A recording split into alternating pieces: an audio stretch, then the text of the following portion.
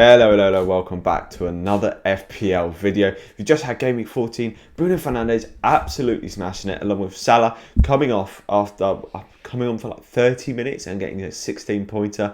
I mean, what a game week we've just had. Today, I'm going to be looking ahead to Game Week 15, so I've taken a little preview of the team selection and my plans for the future as well, while also taking a look at the rank I got after Game Week 14. If you're new around here, please don't forget to hit that subscribe button. If you enjoy the video, obviously leave a like. And without further ado, let's get straight into this one. So quickly, just to recap Game Week 14, the average score in Game Week 14 was 60, a very high scoring game week. I thought it was actually going to be higher, but obviously I personally owned quite a few of the good players and so do many people in my league, so it was kind of disproportionate to how people actually did generally. I think it's the second highest average scoring game week, with a few weeks ago we got a 62 average game week, but still a very high average game week and 60 points. I mean, normally you'd be expecting, if you got 60 points, to get a green arrow. This week you probably got a red one if you did get one. I this week got 84 points. This is after Nathaniel Klein came off my bench for a -2, so I was actually on 86 until the bench kicked in. But 84 points, I'm still very happy with that, and obviously I saw a green arrow. My overall points is now 848, which puts me at an overall rank of 405k. A green arrow from last week, not my highest rank so far of the season. I was up to about 300k a few weeks ago, but it was nice after 2 red arrows to get a green arrow and sort of push my overall back up, and hopefully by New Year's maybe challenging for a top 100k spot. So looking at the team for this week, in defence we have made 2 defensive transfers. I brought in Eric Dyer for Spurs and Dallas for Leeds. I managed to catch Dallas just before his price rise, so I got him for 4.6 and he's now 4.7, and I very much like Dallas's fixtures. Burnley at home and then I think West Brom away. 2 very nice kind of defensive fixtures. We have seen Leeds leak goals, so I'm not necessarily expecting a clean sheet out of either of these 2 games. One would be nice though, and Dallas going forward has got plenty of attacking returns. He's got 3 goals this season and maybe 1 or 2 assists as well. He's got 6 returns in the past 10 games and it looks like an unbelievable option, not only for the next 2 game weeks but for the double game week 19 as well. Then we brought in Eric Dyer. Now I may have blundered a little bit with my transfer plans. I maybe should have brought in Soufal, or I'm potentially thinking about bringing in Soufal for Klein this week. But Eric Dyer I think looks like a really good option.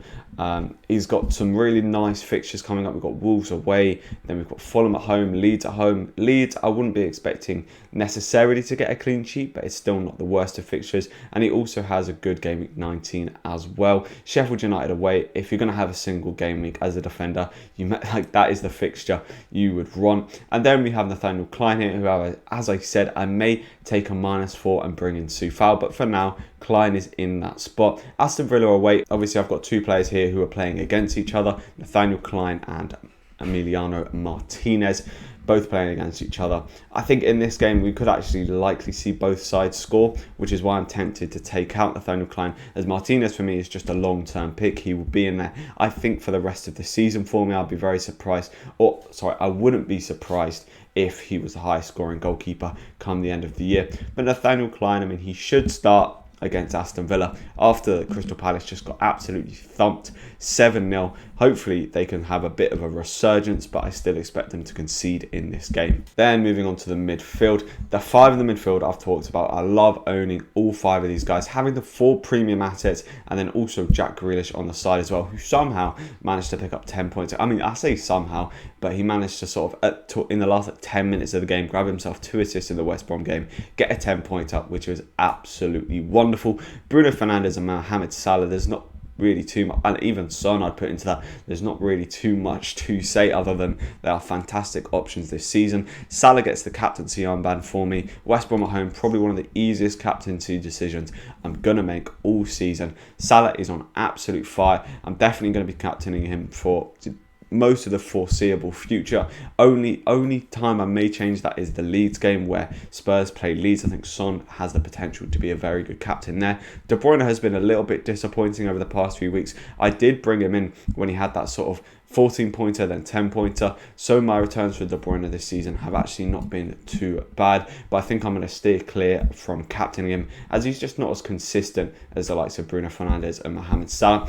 And as I was saying about the Crystal Palace and Aston Villa game, I have Jack Grealish as well. So I don't really want too many kind of conflicting players. You know, having two defenders playing against each other means that if you get to 0-0, that's a great result. But having an attacker for one of the sides and then a defender as well for the other team doesn't really bode too well for the points, which is why I'm very, very tempted to bring in Soufal, as I'm most like the most realistic projection for Nathaniel Klein to get this coming week is 2 points.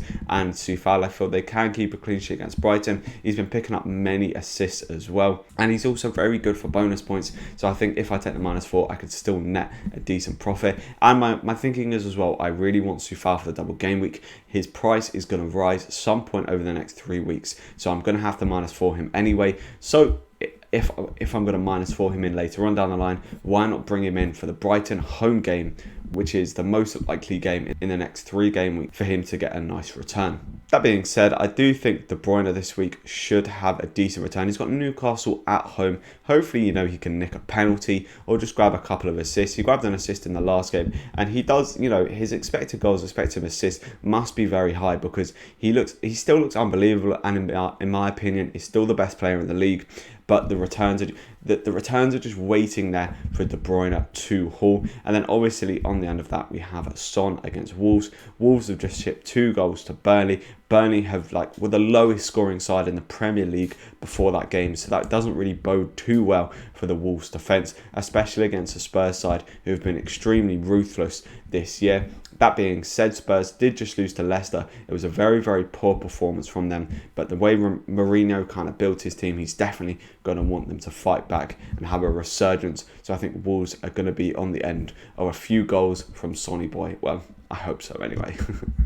And then moving on into the attack, we have Bamford and Calvert-Lewin, 2 of the best attacking options so far this season for FPL. I mean, Bamford has Burnley at home. That's a great fixture for him. And DCL has Sheffield United away. And I mean, this team is kind of lining up, hopefully, for another big point haul. 84 points last week. Hopefully, if I can get somewhere around there this week, I mean, with the kind of expectation I have of this team, I'm hoping that it can be, but obviously the way FPL goes, the way football goes, I mean, it doesn't necessarily always go the way you're hoping for it to. And then the bench, we've got Veltman, West Ham United away. I mean, I'd probably rather play a Brighton defender, a West Ham away, than I would at Aston Villa away, like Nathaniel Klein. However, we just don't know if Veltman starts, and even if he does start, he only made it to the 45th minute in the last game, so that was quite frustrating. So he's down to the bench for me. Then Brewster against Everton. You know, he'll probably get his normal 1-pointer, standard procedure there for Brewster, and then done filling out the final bench spot. I mean, he's 3.9 million, and Amity